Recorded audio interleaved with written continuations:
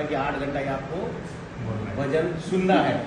तो आप लोग बोले क्या है ये, लेकिन जिस आदमी को उसमें रुचि है उसको सारे उसको 8 घंटा क्या 24 घंटा बिता लोगे तो उसको पता नहीं चलता है।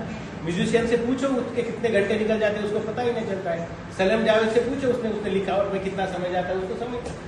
ये research is like that classical राग। अगर इस रिसर्च के सुर आप लोगों को पता चल गए, सा क्या है, रे क्या है, ग क्या है, म ध नि पा, तो आप लोगों को भी कितने घंटे इसमें बीत जाएंगे आपको पता नहीं चलेगा। यहाँ पे आपने देखा ये AC to DC कन्वर्ट करने वाले साइंटिस्ट का नाम निकोलस टेस्ला का नाम सुना है आपने? तो निकोलस टेस्ला की क्या खासियत थी वहाँ पे? निकोलस उससे पहले वाले जितने भी इलेक्ट्रिशियन कितने 10,000 एक्सपेरिमेंट किए थे। 7,500 एक्सपेरिमेंट के बाद उसका पूरा स्टाफ थक गया था और उसने बोला था कि नहीं यार अब हम नहीं करेंगे, बहुत थक गए वहाँ पे। तो लीडर एक ही बात को बार बार ही कर रहा था। ऐसे ही चलते चलते जब उसको ध्यान में आ गया, समझ में आ गया कि जो इलेक्ट्रिसिटी का वायर है उसमें से जरूरत से ज्यादा जब इलेक्ट्रिसिटी फ्लो होती है तो वो पनपने लगती है, बहकने लगती है, उसमें ज्यादा फ्लो हो जाता है, उसमें ग्लोरीफाई करने लग जाती है। तो उसने क्या किया, उसको एक कांच का ढक्कन बना दिया, यानी बल्ब को ढक लिया, उसको टंगस्टन के वायर को क्या किया और उसको बाहरी एटमॉस्फेयर से स्फीयर का संपर्क आने से उसको रोक दिया और इलेक्ट्रिसिटी दौड़ने लगी। लेकिन उसका फ्लो अगर जरूरत से ज्यादा बहने लगेगा उसका, तो ये यहाँ से वहां नहीं पहुंच जाएंगे। जैसे ग्रिड स्टेशन है, ग्रिड स्टेशन का क्या काम है, वो कंट्रोल। लेकिन ग्रिड स्टेशन कंट्रोल करने के बाद भी जो घर में यूटिलिटी होनी चाहिए, यहाँ पर जो हम यूज कर रहे हैं ये डायरेक्ट डीसी में कन्वर्ट हुआ है ना, AC to DC, DC to AC। तो ये इन्वेंट करने में उसकी जिंदगी निकल गई, लेकिन उसको समझ नहीं आ रहा था।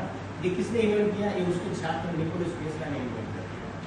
निकोलस टेस्ला ने बोला कि अगर हम इसको DC में कन्वर्ट कर देंगे, डायरेक्ट करंट को अल्टरनेटिव करंट में कन्वर्ट करेंगे तो ही इसकी यूटिलिटी वैल्यू बढ़ेगी, अदरवाइज बढ़ेगी।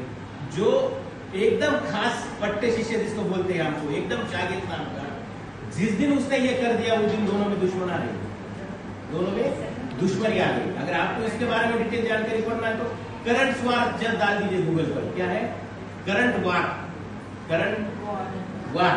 ये दोनों छात्र और स्टूडेंट बीच में अपने अपने इन्वेंशन को हावी करने के लिए पब्लिक प्लेस में जाके एक दूसरे की कैसी बुराई करते हैं, लेकिन दोनों का भी मोटिव जो था ना वो जन कल्याण का मोटिव था। ये बात हमारे लोगों में ध्यान में आनी चाहिए। यानी टीचर और छात्र के बीच में अगर दुश्मनी भी होनी चाहिए तो वो एकेडमिक इवेंट के संदर्भ में होनी चाहिए। ये बात बहुत गहराई से आप लोगों को समझ में, अगर आप ये कर पाए तो समझ लेना कि आप अच्छे रिसर्चर बन गए। आप किसी छात्र को दुश्मन भी समझते होंगे या आप किसी टीचर को दुश्मन भी समझते होंगे, तो उसका मोटिव एकेडमिक है, ये बात देखना बहुत जरूरी होता है। इसी शुभकामना के साथ में अपने 2 मिनट समाप्त करता है। Thank you so much.